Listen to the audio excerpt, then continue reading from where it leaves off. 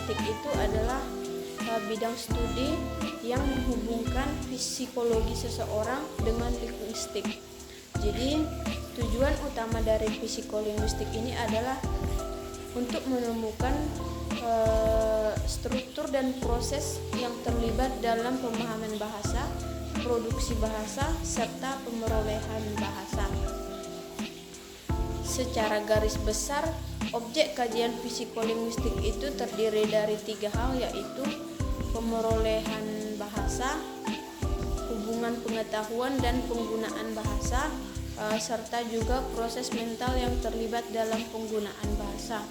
Jadi sini saya langsung ke persepsi bahasa. Jadi persepsi bahasa dalam psikolinguistik itu adalah proses di mana sebuah ujaran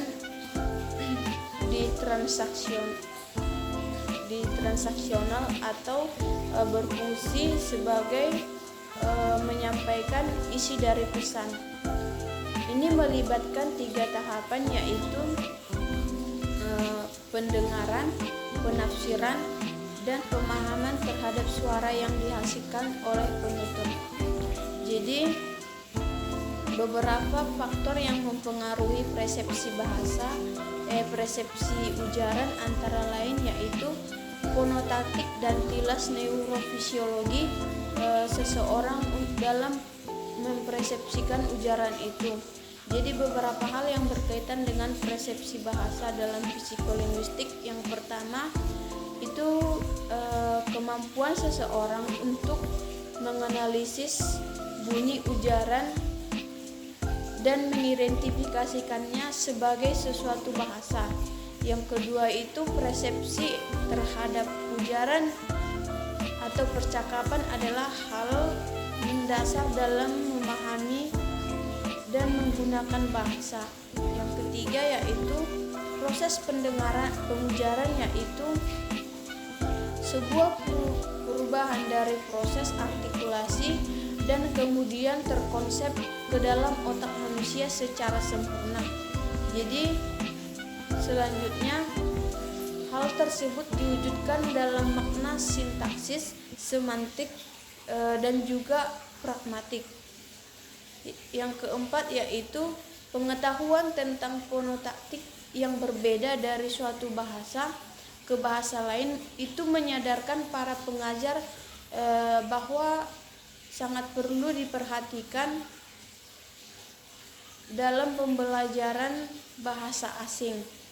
Jadi dalam psikolinguistik itu persepsi bahasa berkaitan dengan kemampuan manusia untuk memahami dan mengidentifikasikan bunyi ujaran sebagai suatu bahasa serta bagaimana proses pengujaran terkonsep dalam otak manusia dan diwujudkan seperti tadi dalam makna sintaksis, pragmatik, dan semantik.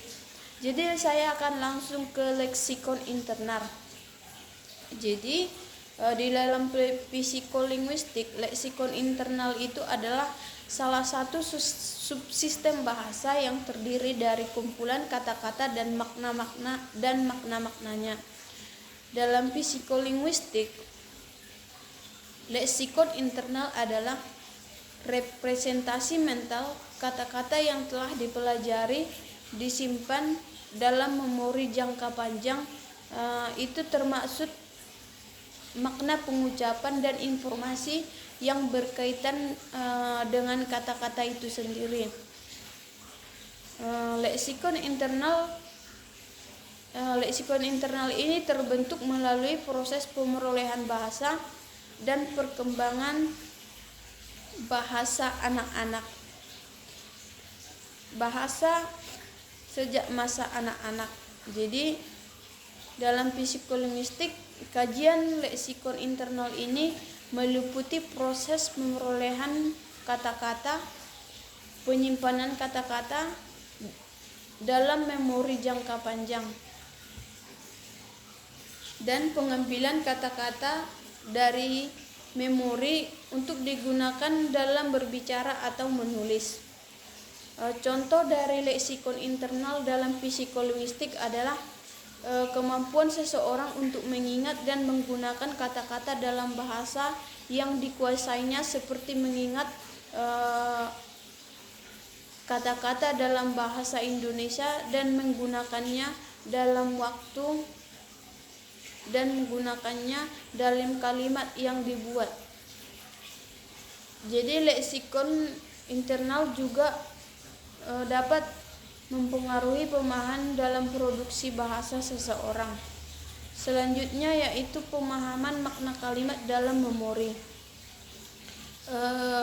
Pemahaman makna kalimat dalam memori itu merupakan topik yang cukup penting.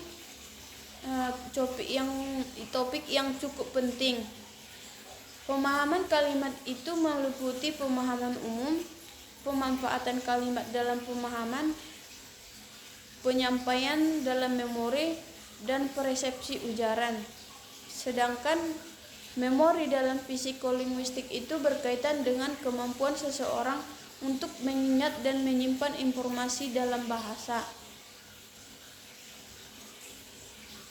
Contohnya kalimat tentang pemahaman kalimat. Contoh, saya memahami kalimat tersebut dengan baik. Yang kedua, pemahaman kalimat sangat penting dalam berkomunikasi. Yang ketiga, proses pemahaman kalimat itu melibatkan aspek seperti sintaksis dan semantik. Contohnya, kalimat tentang memori dalam psikolinguistik, yang pertama itu kemampuan memori sangat berpengaruh pada kemampuan berbahasa seseorang. Yang kedua, seseorang yang memiliki kemampuan mengingat yang baik cenderung lebih mengingat kosakata baru.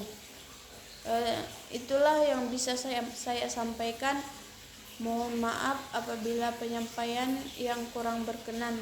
Selamat siang.